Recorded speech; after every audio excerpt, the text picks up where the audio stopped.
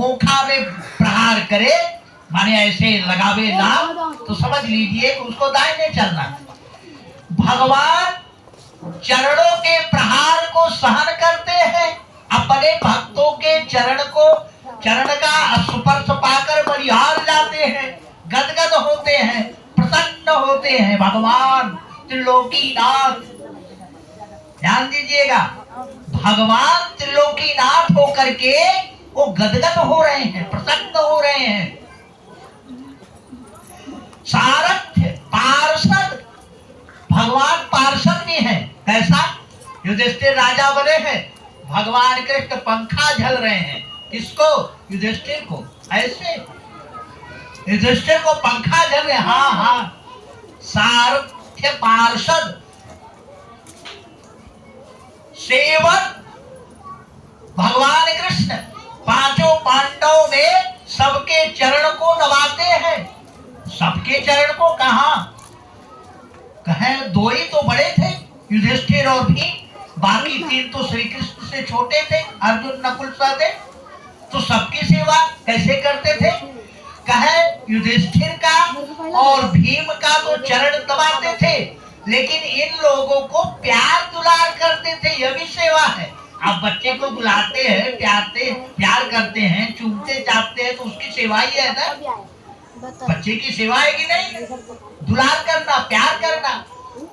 तो इस तरह से सारथ्य पार्षद सेवन साख्य मित्र भी बने हैं अर्जुन के। सखेति भक्त्वा प्रसभ यदुक्तम, हे कृष्ण हे यादव हे सखेते, अजानता महिमानं तवेदं, मया प्रमादात् प्रणयेन वापि, यच्चावहासार्थं सत्कृतोषि, विहार शय्यासन भोजनेषु, एकोऽथवाप्यच्युत समक्षं, तक्षामहे त्वमहमप्रमेयम्। भगवान सारथी बने हैं, सेवक बने हैं, सखा बने हैं, दौत्य दूत भी बने हैं। भगवान दूत बन करके गए कौरवों के पास, कहे कि 5 गांव दे दीजिए, संधि कर लीजिए। लेकिन युधिष्ठिर ने कहा कि इस दूत को बांध लो।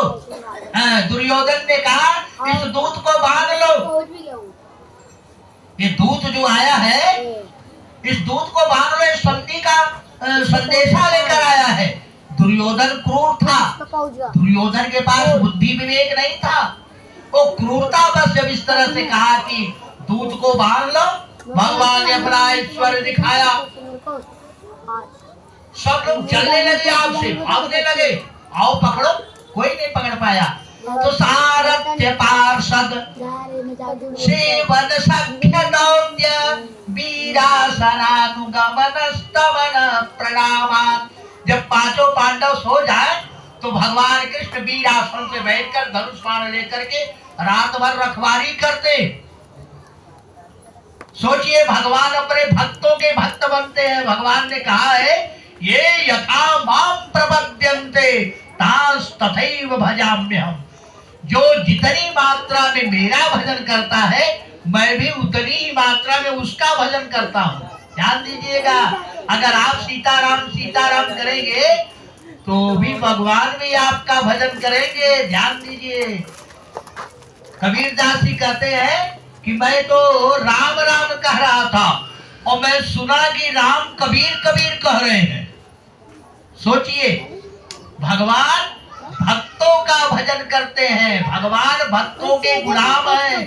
भगवान कहते हैं, हम भक्तम पराधीनो स्वतंत्र द्विज, साधुभिर्ग्रस्त हृदयो भक्त भक्त जन प्रिय। मैं भक्तों का खरीदा हुआ गुलाम हूँ। एक खरीदा हुआ गुलाम पहले होते थे, स्वामी जब चाहे तभी वो खाना खाएंगे। स्वामी भूल गया, बिना खाए बेचारे सो जाएंगे, बोलेंगे नहीं, नींद आ रही है। लेकिन उस स्वामी ने कहा, जिसने खरीदा है उसने भूल गया, वो कहा नहीं कि सो जाओ, तो सोएगा नहीं, खड़ा रहेगा। खड़े रहो तो खड़ा रहेगा, बैठ जाओ तो बैठा रहेगा। 2 दिन भोजन नहीं पूछा, 2 दिन बिना खाए। ऐसा भगवान है। कहते हैं, मैं भक्तों का खरीदा हुआ गुलाम हूँ, गुलाम। इसलिए भगवान को गुलाम बनाना है तो भक्ति करो, गुलाम बन जाएंगे। बंदर की तरह नचाओ ना उनको आनंद से, वो नाचेंगे। छठिया वर छाछ पे नाच नचावे, गोपियां नचा रही थी ना, ऐ कृष्ण जरा नाचो तो। नाचने नहीं आता, नहीं नाचोगे नहीं तो छाछ नहीं दूंगी, नाचो छाछ दूंगी। इतना सा छाछ मट्ठा पीने के लिए नाचते थे। अब तो एक बार भगवान कृष्ण ने कहा, एक गोपी बोली, ऐ कृष्ण, कहा एक काम करो, ये हमारा गोबर उठवा दो जरा। तो कहे नहीं उठवाऊंगा। कहे उठवाओगे तुम्हें मक्खन दूंगी, इतना लो ना। कहे जितना उठाऊंगा उतना। कहे हाँ चलो। उठाने जब पहुंचे भगवान कृष्ण तो बोले कि एक बात बता, तू भी बेपढ़ी लिखी, मैं भी बेपढ़ा लिखा, कैसे गिनेंगे? तो गोपी ने कहा सुनो, एक टोकरी तुम उठाओगे तो गोबर से तुम्हारे माथे पर एक टीका लगा दूंगी। कहे ठीक। जब दूसरा उठाओगे तो फिर एक टीका लगा दूंगी, तीसरा उठाओगे तो फिर एक टीका। कहे ठीक। अब इसी तरह से भगवान उठाते गए, वो गोबर लगाती गई, माथा भर गया। तो एक तरफ का गाल बचा, गाल पर लगाना शुरू की, इधर का गाल भर गया तो इधर लगाना शुरू की, थोड़ी मोड़ी हर जगह लगा दी। जब गोबर सूख गया तो बड़ा भयानक लगने लगा, वो गोपी हंसने लगी। भगवान कृष्ण ने कहा क्यों हंस रही हो? कहे जरा जरा शीशा में चलो देखो। शीशा में मुंह दिखा दिए, और भयानक देख करके भगवान ने पानी से मुंह धो लिए। भगवान ने मुंह धो लिया तो गोपी से कहे मेरा मक्खन तो मैं जाऊंगा। तो गोपी कहे कैसे दूं, तूने तो धो लिया, अब कैसे गिनती होगी? भगवान रोने लगे। कौन? त्रिलोकीनाथ। किसके लिए? मक्खन के लिए। अरे मक्खन वही देने वाले, गाय के दूध में, गाय के अंदर दूध बनाने वाली वही, मक्खन बनाने वाली वही, मक्खन भी वही, दूध भी वही, और रो रहे हैं। हाँ, ये भक्तों की गुलामी का परिणाम है। भक्त जैसा चाहता है नचाता है, वो नाचते हैं। इसलिए भक्ति करके देखो, देखिए वो गुलामी बजाएंगे, हर काम करेंगे। लेकिन पहले भक्ति तो करना चाहिए हम लोगों को, हम लोग यही भूल जाते हैं, यही रास्ता हमारा गड़बड़ है। तो सारथ्य पार्षद सेवन सख्य दौत्य वीरासनानुगमन स्तवन प्रणामान स्निग्धेषु पाण्डस जगत प्रणतिं विष्णु भक्तिं करोति नृपतिं शरणारविंदे। माने भगवान कृष्ण अपने भक्तों की भक्ति कर रहे हैं। इस तरह से राजा परीक्षित अपने पूर्वजों की प्रशंसा सुनते हुए, भगवान कृष्ण का यशगान सुनते हुए आगे बढ़े। कुरुजांगल में पहुंचे। कुरुजांगल दिल्ली का नाम है, कुरुजांगल। आज इसका नाम दिल्ली है, पहले इसका नाम था कुरुजांगल।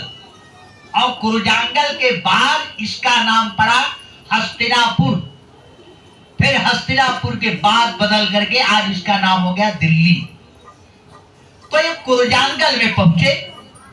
तो जब कुरुजांगल में आए तो वहां पर देख क्या रहे हैं कि एक दुष्ट राजा का रूप धारण करके है, शूद्र लेकिन राजा का लक्षण धारण किया है, और वह एक गाय को मार रहा है। इतना देख करके गाय और बैल दोनों को ताड़ित कर रहा था। तुरंत यह खबर जब पाए राजा परीक्षित, धनुष बाण उठाए, बड़ी बेगी से वहां पहुंच गए। अब वो मारने वाला जो था वो कलयुग था। वो कलयुग देख करके राजा परीक्षित को कांप गया, घबरा गया कि अब तो मुश्किल हुआ, अब तो मारेंगे जरूर। और तुरंत जाकर के राजा परीक्षित के चरणों में लेट गया। कलयुग, जिस कलयुग से हम लोग डरते हैं, वो कलयुग राजा परीक्षित से डर रहा है। जाकर राजा परीक्षित के चरणों में साष्टांग दंडवत करके लेट गया। तो भगवान के भक्त जो होते हैं, बड़े बड़े लोगों को नचा देते हैं। कलयुग जैसा प्रबल प्रभावशाली वो जाकर परीक्षित के चरणों में गिर गया। तो परीक्षित ने कहा कि ठीक है, अब मैं तो तेरा प्राण तो नहीं लूंगा, क्योंकि हमारा एक सिद्धांत है कि नाते गुढ़ा के सयसो धराणाम बद्धांजलेर्वै भयमस्ति किंचित् नवर्तितव्यं भवतां कथंचन। नवर्तितव्यं भवतां कथंचन क्षेत्रे मदीये त्वमधर्म बंधो न ते गुडाकेश। गुडाकेश का अर्थ होता है अर्जुन। गुडा माने घुघराले, केश माने बाल। जिनके बाल घुघराले हो उनका नाम है गुडाकेश अर्थात अर्जुन। अब गुडाकेश का दूसरा अर्थ होता है जो नींद पर विजय प्राप्त कर ले उसका नाम है गुडाकेश। और तीसरा नाम गुडाकेश का अर्थ होता है जो इंद्रियों को बस में कर ले उसका नाम है गुडाकेश। ये तीनों गुण जो है अर्जुन में थे, इसलिए अर्जुन का नाम था गुडाकेश। तो राजा परीक्षित कह रहे हैं कि जिस वंश में मैं हूं वो हमारे पिता अभिमन्यु और उनके पिता है अर्जुन, हमारे दादा। तो न ते गुडाकेश यशोधराणाम बद्धांजलेर्वै भयमस्ति किंचित। हमारे दादा की यह विशेषता रही, कोई हाथ जोड़कर उनकी शरण में आ जाए तो दादा छोड़ देते थे। तो मैं उन्हीं का वंशधर हूं। तुम हाथ जोड़कर मेरे शरण में आ गया, गिर गया, इसलिए मैं तुझे मारूंगा नहीं, जीवित छोड़ रहा हूं। लेकिन एक शर्त है, क्षेत्रे मदीये त्वमधर्म बंधु। तुम अधर्म का काम करते हो इसलिए मेरे क्षेत्र से निकल जाओ, चले जाओ मेरे राज्य से बाहर। तो उसने हाथ जोड़कर कहा प्रभु एक चीज मैं कहूं। कहा बोलो। कहे एक बात बताइए, जहां से सूर्योदय होता है उदयाचल से लेकर और जहां पर सूर्यास्त होता है अस्ताचल तक सारी पृथ्वी आपकी है। तो सारी पृथ्वी जब आपकी है तो मैं जाऊंगा कहां? तब उन्होंने कहा हाँ अच्छा ठीक है, तुम 4 जगह रहो। वो जान रहे थे कि मेरे राज्य में 4 जगह तो है नहीं, ये 4 जगह रहो। पहला जगह क्या है? कहे जहां पर जुआ खेला जाता हो, द्यूतम पानम स्त्रिय सूना। द्यूतम जहां जुआ खेला जाता वहां तुम रहो। पान जहां दारू पिया जाता है वहां रहो, शराब खाने के पास। स्त्रिय जहां पर वेश्यागमन होता है वहां पर तुम रहो। और सूना जहां पशुवध हिंसा होती हो वहां। ये 4 जगह दे दिए। तो उसने कलयुग ने कहा प्रभु ये 4 जगह तो आपने अपने मन से दिया, एक चीज मैं मांगू। राजा बड़े दानी थे, कह मांग जो मांगना। अब एक मांग रहा है अपने मन से तो मांग ले। कह जात जात मात प्रभ प्रभो, हमें सोने में जगह दे दीजिए, सोना सुवर्ण। राजा ने कहा तथास्तु। अब अवसर पाते ही कलयुग अलक्षित हो गया और सूक्ष्म रूप धारण करके उनके सोने के मुकुट में प्रवेश कर गया। इतने धर्मात्मा राजा, उनकी बुद्धि भ्रष्ट हो गई। और जब वहां से चले तो उनको प्यास लगी। समीक मुनि का आश्रम था, समीक मुनि के आश्रम में गए और कहते अरे महाराज जी मैं राजा परीक्षित हूँ, मुझे बड़ी तेज से प्यास लगी है, जरा जल पिलाओ। और समीक मुनि समाधि में थे, उनको ध्यान ही नहीं कि कोई आया है। समाधि में आंख बंद करके भगवान के ध्यान में है। अब राजा परीक्षित को हुआ कि ये जानबूझ करके मेरी बात नहीं सुन रहे, अवहेलना कर रहे हैं। उसी समय एक मरा हुआ सर्प दिखाई पड़ा। तो उन्होंने किया क्या? साधु ब्रह्म ऋषिरंसे गदासु मुरुगम वृषा विनिर्गच्छन् धनुष्कोट्यां निधाय पुरमागमत्। साधु ब्रह्म ऋषिरंसे, उस समीक मुनि के अंशे माने कंधे पर, गतासु, गत माने समाप्त हुआ, आसु माने प्राण, जिसके प्राण समाप्त हो गए अर्थात मरा हुआ। उर्गम, उर्गम माने सांप, जो मरा हुआ सर्प था, जाते हुए धनुष के टंकोर से उठाए और ऋषि के गले में, समीक मुनि के गले में डाल दिए। और डाल करके जल्दी अपने राजधानी को चले गए। जब राजधानी को चले गए तब तक इतने में समीक मुनि का 5 साल का पुत्र आ गया और देखा, सोचा मेरे पिता के गले में किसी ने सर्प डाल दिया। तुरंत कौशिकी नदी बगल में थी, कौशिकी नदी से वो जल उठाया, 5 साल का छोटा सा बच्चा। उसने कहा इतिक्वारो शताम्राक्षो वयस्यादृशि बालकः कौशिक्यापस्पृश्य बागवज्रम विससर्जः। वो तुरंत जल उठा करके कहता है कि जिसने भी हमारे पिता के गले में मरा हुआ सर्प डाला है, आज के ठीक 7वें दिन यही मरा हुआ सर्प तक्षक नाग बन करके उसे डस लेगा और उसकी मृत्यु हो जाएगी। ऐसा ज्यों ही श्राप दिए, अब तब तक समीक मुनि का आंख खुला और कहे, बेटा ये तो तूने महान अनर्थ कर दिया, एक बड़े धर्मात्मा राजा को तूने श्राप दे दिया। उन्हीं के बल से यह धरती टिकी है, अधर्म नहीं हो रहा है। नहीं, कलयुग आ गया है, धर्म का लोप हो जाएगा, धर्म हर जगह व्याप्त हो जाएगा। ये तूने क्या किया? सोचा समझा नहीं और श्राप दे दिया। और राजा परीक्षित जब यहाँ से अपने घर पहुंचे, राजधानी, अपना मुकुट जब उतार करके रखे, तब उन्हें होश आया। कलयुग जब उतर गया तब होश आया। उन्होंने कहा, नहीं हो, आज तो मैंने इतना बड़ा अनर्थ कर दिया जो हमारे पूर्वजों ने कभी किया ही नहीं। कभी भी किसी भी ब्राह्मण का हमारे पूर्वजों ने अनादर नहीं किया, अपमान नहीं किया, और हमने ब्राह्मण का अपमान किया। अब जब मैं अपने पूर्वजों के यहाँ जाऊंगा तो क्या मुंह दिखाऊंगा? हमारे पूर्वज अगर हमसे पूछेंगे कि तूने मेरा नाम कलंकित कर दिया, क्षत्रिय के जितने गुण थे सारे गुणों को समाप्त कर दिया, ब्राह्मण का अपमान किया, ब्राह्मण के गले में मरा हुआ सर्प डाल दिया, अब मैं क्या उत्तर दूंगा? इतना कह करके अपनी पत्नी ईरावती से कहते हैं कि अगर ब्राह्मण का श्राप लग जाए, मैं पूरे राज्य के सहित जल करके भस्म हो जाऊं, यही इसका प्रायश्चित है, दूसरा कोई प्रायश्चित नहीं है।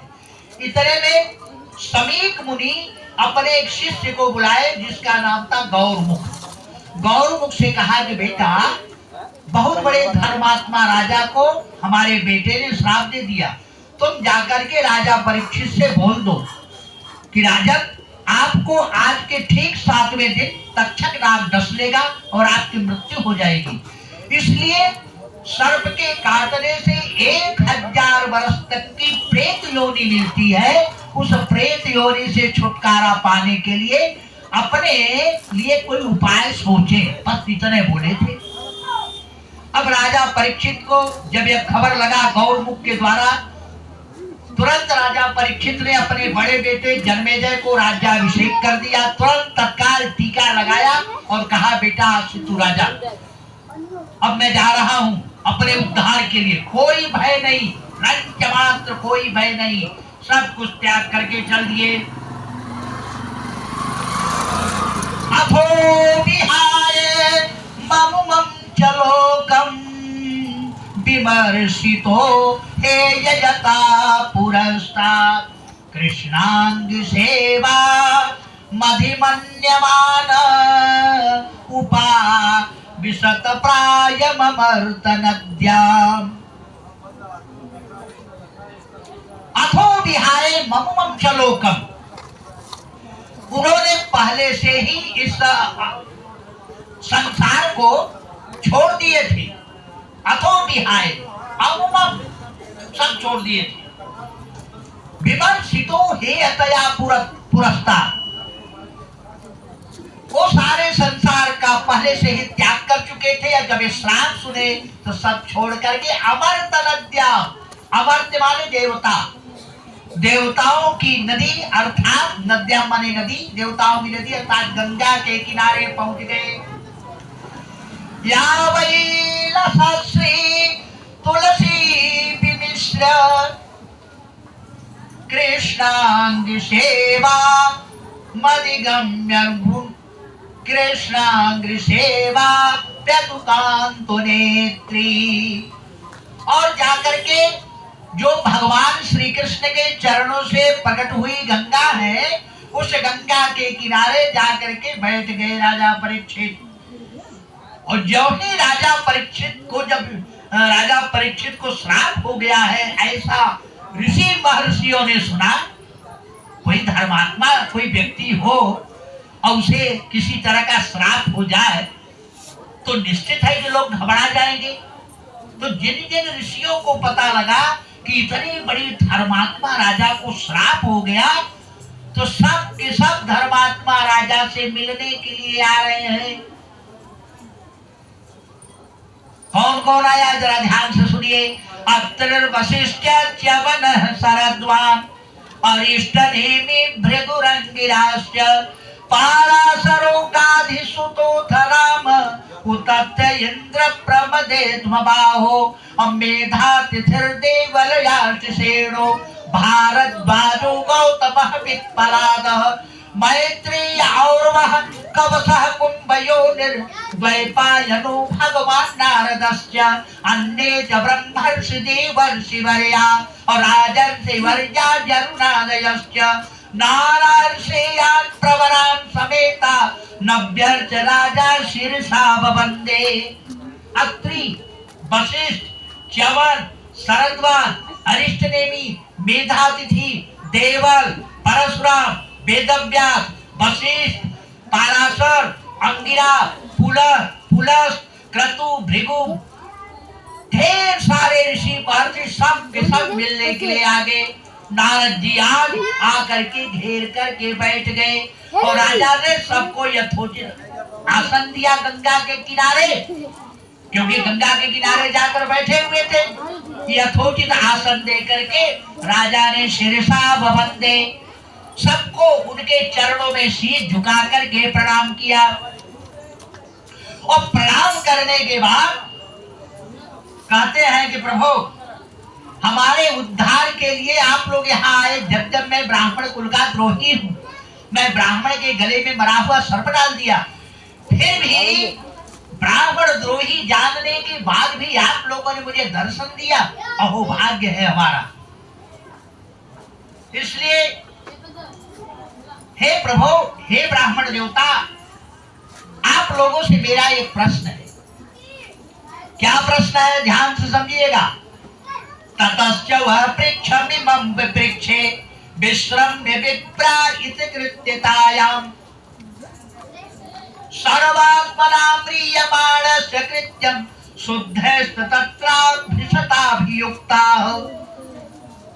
राजा परीक्षित ने वो जितने ऋषि आए हैं, अत्रि वशिष्ठ च्यवन शरद्वान अरिष्टनेमि मेधातिथि, इन समस्त ऋषियों से हाथ जोड़ करके कह रहे हैं कि महाराज मेरा एक प्रश्न है आप लोगों से। तो ऋषियों ने कहा हाँ पूछो पूछो। तो कहा महाराज मेरा प्रश्न यह है, ततश्च वह पृच्छमिमं विपृच्छे, मैं पूछने योग्य एक प्रश्न कर रहा हूं। क्या प्रश्न है? कहे सर्वात्मना यह जितने भी व्यक्ति हैं जो मरणासन पड़े हुए हैं, मरणासन, उन व्यक्तियों के लिए क्या करना चाहिए और समस्त प्राणियों को क्या करना चाहिए? यही दो प्रश्न किए। ध्यान से मेरी बात समझिएगा। दो प्रश्न। पहला प्रश्न, समस्त जीवों को क्या करना चाहिए, और विशेष करके जो मेरे जैसा मरणासन व्यक्ति है उसे क्या करना चाहिए। ये दो प्रश्न। तो ऋषियों ने कहा कि इन दोनों प्रश्नों का उत्तर श्रीमद् भागवत महापुराण की कथा से मिलेगा। ये दोनों प्रश्नों का उत्तर श्रीमद् भागवत महापुराण की कथा से मिलेगा। तो आप एक काम करिए, इस कथा को नारद जी से सुन लीजिए। ये नारद जी इसके ज्ञाता है। राजा परीक्षित ने कहा नहीं, मैं नारद जी से नहीं सुनूंगा। कोई बात नहीं, नारद जी वेदव्यास के गुरु है, वेदव्यास को पढ़ा, उनके शिष्य वेदव्यास से सुन लीजिए। कह नहीं, इनसे भी नहीं सुनूंगा। कह अच्छा एक काम करिए, वेदव्यास के पिता पाराशर जी जो हैं, इनसे सुन लीजिए। कह नहीं, इनसे भी नहीं सुनूंगा। कह शक्ति तो नहीं है, शक्ति के पिता वशिष्ठ जी हैं, ये भी आकर बैठे, इनसे सुन लीजिए। कह इनसे भी कथा नहीं सुनूंगा। कह भाई भागवत के तो बस इतने लोग ज्ञाता है इस समय, और बाकी लोग तो कोई ज्ञाता है नहीं। कहे मैं उनसे भागवत सुनना चाहता हूँ जो माँ के गर्भ में ही भगवान के दर्शन कर चुके हों, क्योंकि ये दर्शन तो सब किए हैं। नारद जी भी भगवान के दर्शन किए, वशिष्ठ भी, पाराशर भी, ये सब भगवान के दर्शन किए हैं, लेकिन गर्भ में कोई नहीं दर्शन किया है। और राजा परीक्षित करे कि मैं माँ के गर्भ में ही भगवान का दर्शन कर चुका था, भगवान ने चक्र सुदर्शन से मेरी रक्षा की थी, तो गर्भ में कोई दर्शन किया हो उससे मैं भागवत सुनूंगा।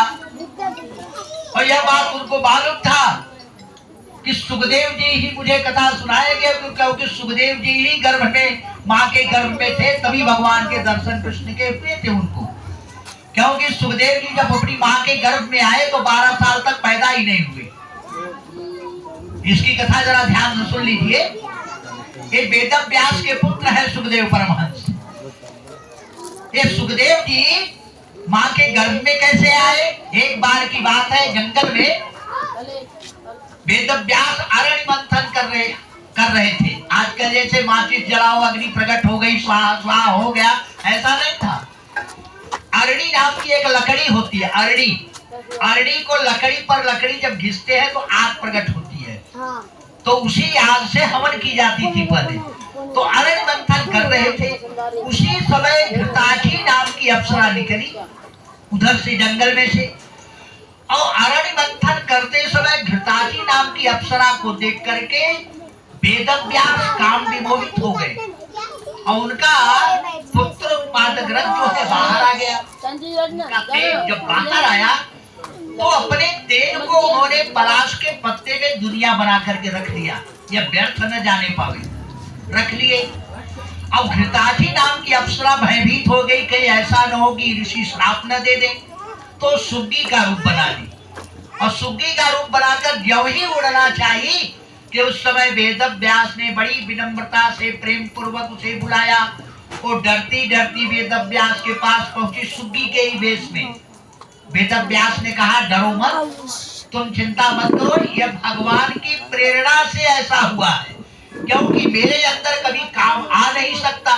एक काम आया तो किसी कारण से आया है, और वो भी पर नारी को देखकर काम आ जाए, ये मेरे लिए असंभव है।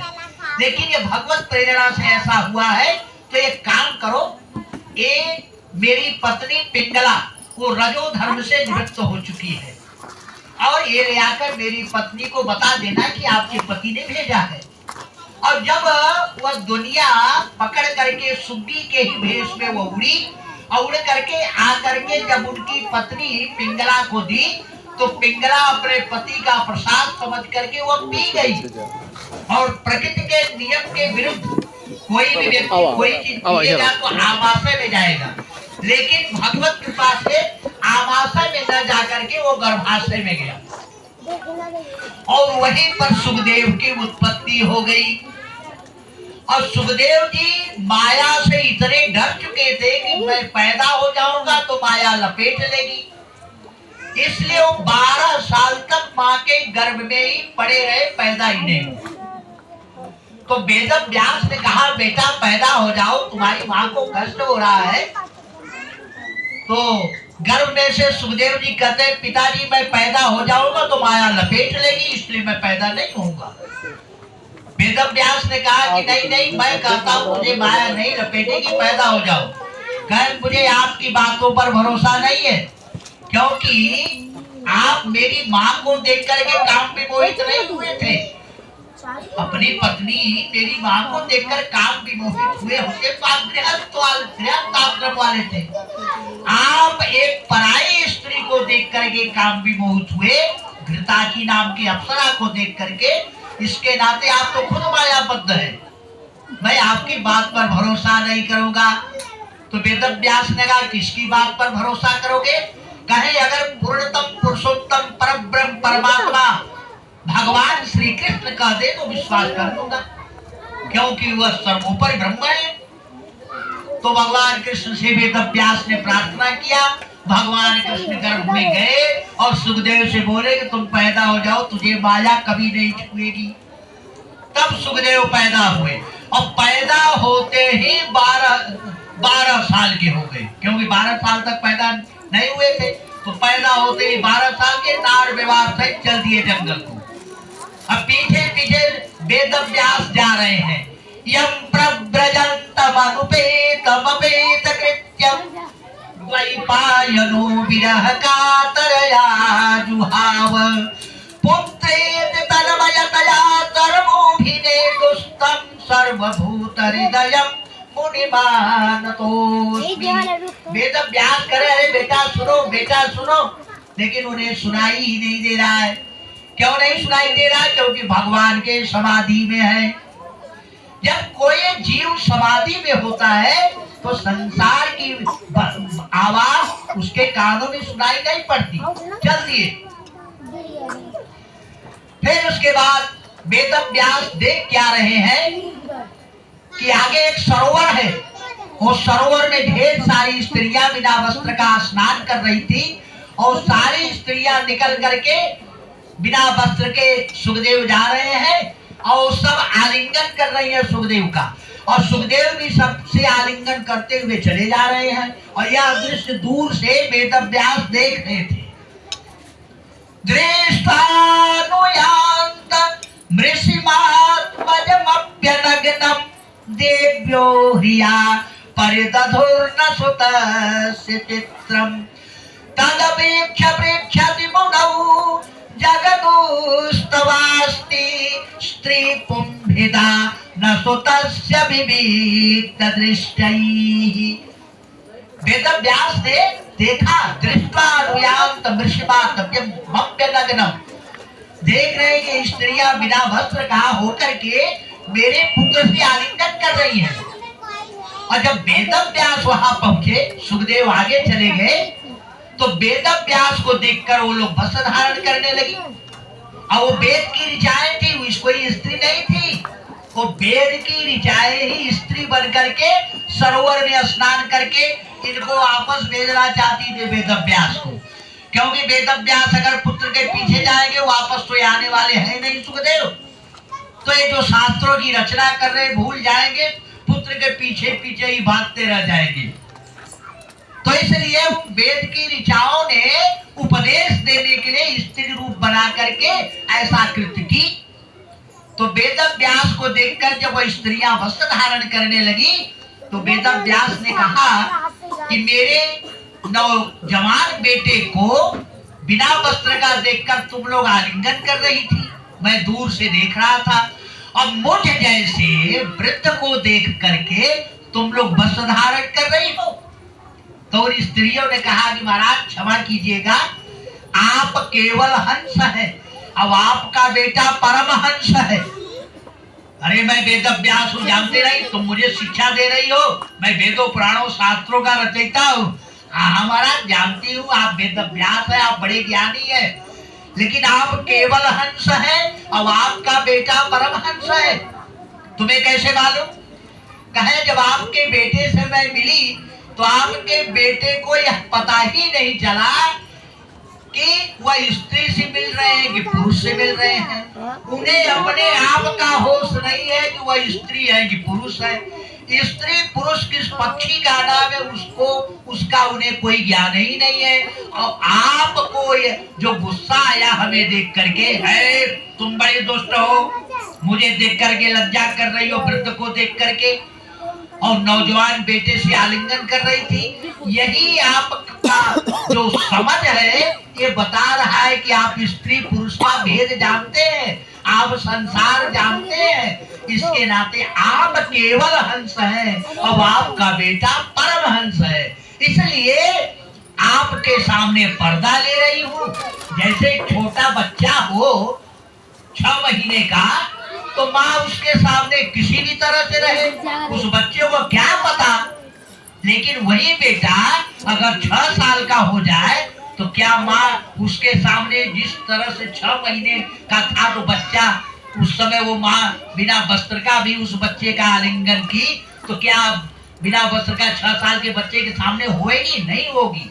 ठीक वही बात, वो बच्चा परमहंसावस्था में है, उसको पता ही नहीं कि संसार क्या है। ठीक उसी तरह से सुखदेव जी थे, सुखदेव जी को पता ही नहीं कि स्त्री किसे कहते हैं, पुरुष किसे कहते हैं, स्त्री पुरुष का भेद क्या होता है, संसार क्या होता है, कुछ मालूम ही नहीं था। तो इस तरह से सुखदेव के जन्म की कथा यह है कि भगवान श्री कृष्ण उनको भी दर्शन दिए थे। और वह सुखदेव जी जब चले गए जंगल में तो पैल नाम के ऋषि आए।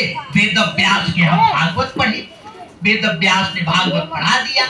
वेद व्यास से पढ़ने के बाद पैल ऋषि ने कहा कि गुरु जी आप दक्षिणा मांगिए।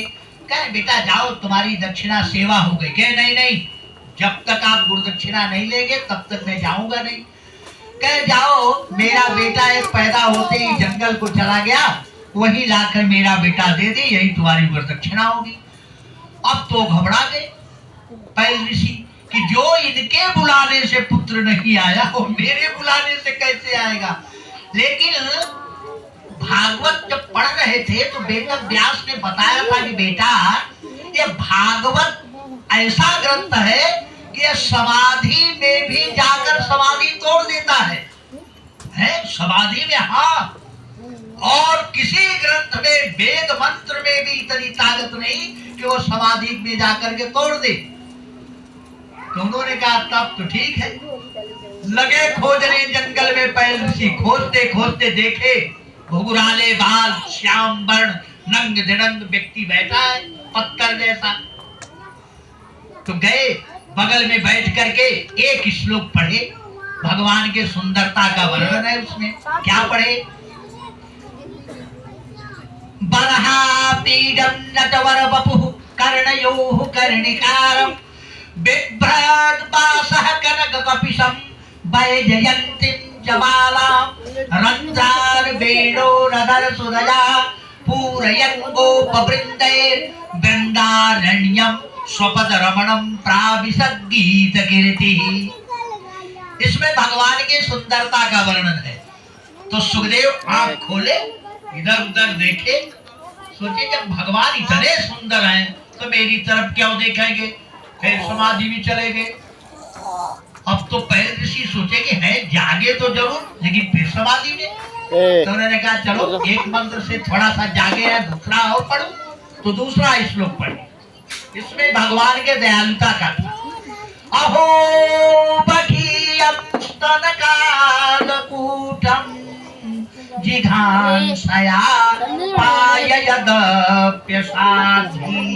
लेभे गतिं धातृजितां ततोऽन्यं कमु वा दयालुं शरणं व्रजेम। अहो बकीयम, वह पूतना कितनी भाग्यशाली थी कि वह शत्रु बन करके अपने अस्त्र में कालकूट नामक जहर मिला कर गई, लगा करके कि श्री कृष्ण को स्तनपान कराने के बहाने से उनको मृत्यु दे दूंगी।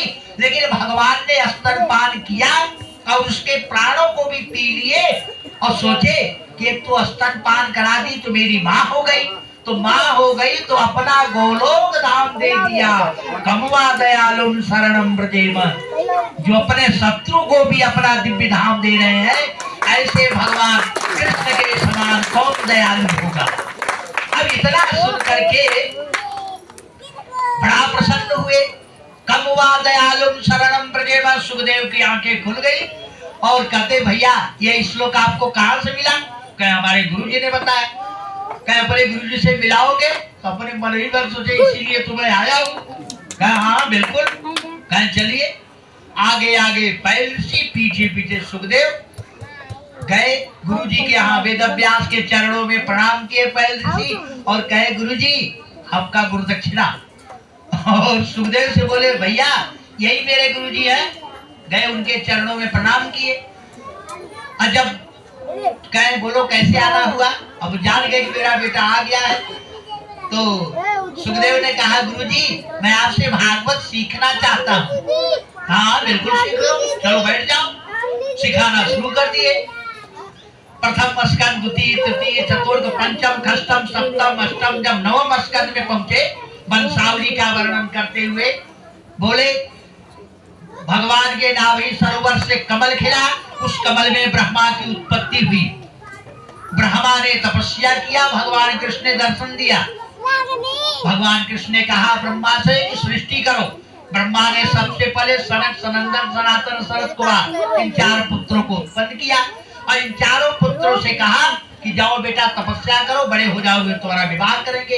ये चारों गए तपस्या करने। जब भगवान दर्शन दिए तो इन चारों ने कहा प्रभु आप हमें ऐसा वरदान दीजिए कि हम सदा 5 साल के बालक ही बने रहे, क्योंकि पिताजी ने कहा है कि बड़े हो जाओगे तो तुम्हारा विवाह कर देंगे, ना हम बड़े होंगे ना हमारा विवाह होगा,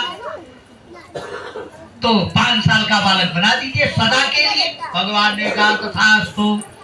तब ब्रह्मा को जब पता चला चारों बाबा बन गए तो ब्रह्मा ने अपनी तपस्या से 10 पुत्र उत्पन्न किया। मरीचिया, त्रियंगिया, फूला फूला, वशिष्ठ, दक्ष और नारद।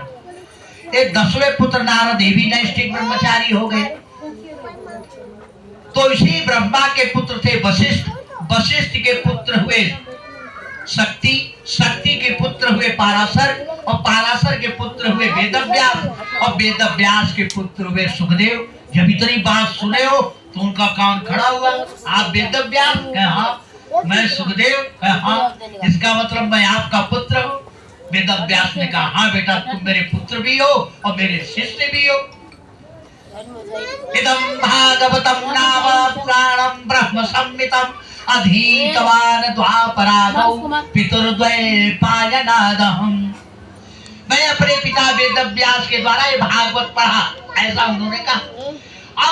अब तो आप लोगों के समझ में आ गया कि ये सुखदेव जी माँ के गर्भ में ही भगवान के दर्शन कर चुके थे और भागवत जाकर अपने पिता के यहाँ पढ़ चुके हैं। अब राजा परीक्षित ने कहा मैं उसी से कथा सुनूंगा, इतने ऋषि महर्षि यहाँ आए हैं, इनसे कथा नहीं सुनूंगा। जो गर्भ में भगवान का दर्शन किया हो उसी से कथा सुनूंगा, क्योंकि मैं भी गर्भ में ही भगवान का दर्शन कर चुका हूँ। तब इतना जो ही उन्होंने कहा तो उसी समय क्या होता है, तत्राद्भवत् भगवान व्यास पुत्रो यदीक्षया गामटमानो नपेक्षः अलक्षलिंगो निजलाभतुष्टो वृत्तेश्च बालैरवधूतवेशः। तत्राद्भवत्, अभवत् माने प्रकट होना, उसी समय प्रकट हो गए। कौन? कल व्यास पुत्रो, व्यास जी के पुत्र सुखदेव परमात्मा आए नहीं, प्रकट हो गए। तत्राद्भवत् भगवान व्यास पुत्रो यदृच्छया गामट मानो अनपेक्ष। गाम माने पृथ्वी पर, अट माने घूमना, अनपेक्ष बिना किसी अपेक्षा से पृथ्वी पर घूमते हुए अचानक वहां प्रकट हो गए। अलक्षलिंगो, ये सन्यासी है, इसका कोई लक्षण नहीं दिखता। कहे ब्रह्मचारी है, कहे ये भी लक्षण नहीं दिखता, क्योंकि लंगोटी नहीं लगाए हैं। कहे अवधूत है, कहे अवधूत भी नहीं है। क्यों? कि अवधूत हुए होते तो भभूति लगाए होते, भभूति भी नहीं है। तब कहे इनका कुछ पता ही नहीं कि है कौन। अलक्षलिंगो निजलाभतुष्टो वृत्तेश बालैरवधूतवेश। लग तो रहा है अवधूत वेश के समान, लेकिन यह अवधूत भी नहीं है और अवस्था कितनी है।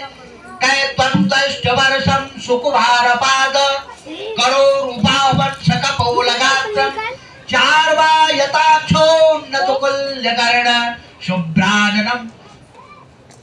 माने उनकी अवस्था कैसी है? कहे तद्वैष्ठ वर्षम, 8 वर्ष और 8 वर्ष, 8 वर्ष का ब्रह्मचारी होता है। हमारे शास्त्रों में लिखा है कि ब्राह्मण के पुत्र का यज्ञोपवीत संस्कार 8 वर्ष की अवस्था में हो जाना चाहिए। कहे द्वैवष्ट वर्षम, 1-8 वाले डबल ब्रह्मचारी है। ये सुखदेव जी एक ब्रह्मचारी नहीं, डबल ब्रह्मचारी है। तम द्वैष्ट वर्षम। अगर 16 वर्ष करते तो युवक बन जाते, नहीं युवक नहीं है। तम द्वैष्ट वर्षम, डबल ब्रह्मचारी है। सुकुमार पाद, उनके चरण बड़े कोमल हैं। करोरुबाहन सकपोलगात्रम, उनके शरीर, उनके बाल ये सब बड़े कोमल हैं। कहे शुभ्राननम कंप सुजात कंठम। कंप माने उनका गला, सुजात, कंप माने शंख, सुजात कंठम, उनका कंठ जो है शंख के समान है। श्यामं सदापि जवयोग्य लक्षणा स्त्रीणां मनोज्ञं रुचिरस्मितेन प्रत्युत्थितास्ते मुनयः श्वासनेभ्यः तल्लक्षणभ्यः अपि गूढ़वर्चसम्। माने जब वहां पहुंचे तो अत्रि, वशिष्ठ, च्यवन, शरद्वा, नरिश्री, मेधातिथि, देवर, ये जितने महात्मा ऋषि आकर पहले से बैठे थे, सुखदेव परमहंस के आते ही सब के सब खड़े हो गए। हाँ, खड़े हो गए। हाँ, अब जरा विचार कीजिए, सुखदेव यहाँ आए हैं जिस सभा में, उस सभा में सुखदेव जी के पिता वेदव्यास भी है। वेदव्यास के पिता शक्ति नहीं है, लेकिन वेदव्यास के दादा पाराशर भी है, वशिष्ठ भी है, ये सब बैठे हैं वहाँ। अच्छा, और ये दादा परदादा, विद्वत परदादा, ये सब खड़े होकर के अपने पोते पर पोते की अगवानी कर रहे, खड़े होकर। नियम तो यह कहता है पिता के आने पर पुत्र खड़ा हो जाए, लेकिन पुत्र आ रहा, पिता प्रपिता वृद्धक प्रपिता सब खड़े हो गए अगवानी करने के लिए। वृत्तेश बाले अवधूत वेश, अवधूत वेश में है, लेकिन श्यामम सदापि जवयोग्य लक्षणा स्त्रीणां मनोज्ञम। स्त्रियों को वह भगवान सुखदेव जी का शरीर बड़ा ही मनोहर लग रहा है। स्त्रीणां मनोज्ञम रुचिरस्मितेन, वो मंद मंद मुस्कुरा रहे हैं। रुचिरस्मितेन प्रत्युत्थितास्ते मुनयः श्वासनेभ्यः, अपने अपने आसन से जितने मुनि थे सब खड़े हो गए। तल्लक्षणभ्यः अपि गूढ़वर्चसम्, यद्यपि वो अपने तेज को छिपा कर रखा था, फिर भी सब के सब अपने अपने आसन से उठ खड़े हो गए। सबने उनका अभिवादन किया। अब राजा परीक्षित जो है, सविशुरातो तिथिया गताय तस्मै सपर्या